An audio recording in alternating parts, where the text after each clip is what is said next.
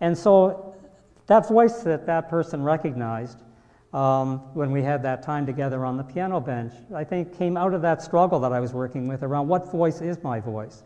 How do I spend my life at the piano?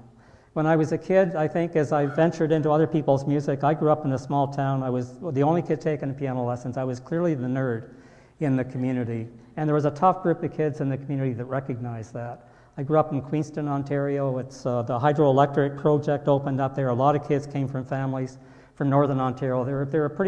They came from a pretty hard scrabble kind of environment, and they were tough kids. And they weren't into piano playing, I realized. Because I'm walking off the school ground one day on my Tuesday afternoon on my way to my piano lesson with my books tucked under my arm. One of the guys kind of stopped me with a cigarette hanging out of his mouth and said, "Jonesy, where are you going?" I said, "I'm going to my piano lesson." As soon as I said that, I said, that was the dumbest thing I could have done.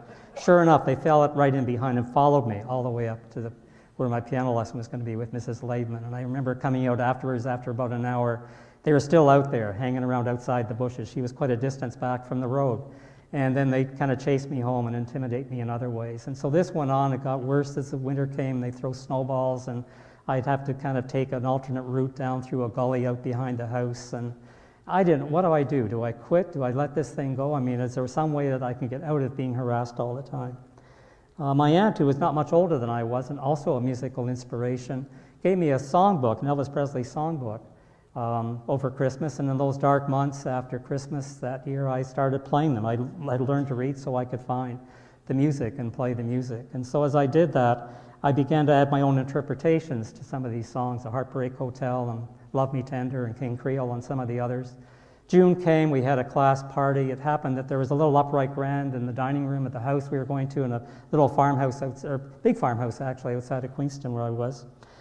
Sure enough, I came up the steps. The guys in my class kind of grabbed me arm by arm and said, "Jonesy, there's a piano here. We want to hear you play." So they partly kind of half dragged me into the dining room and sat me on the piano bench. And I said, "Now, God, what do I do? Am I going to live through this one or not?"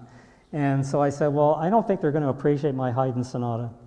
So maybe it's only Elvis Presley. I've never tried this in front of anybody before, but I think my life depends on it."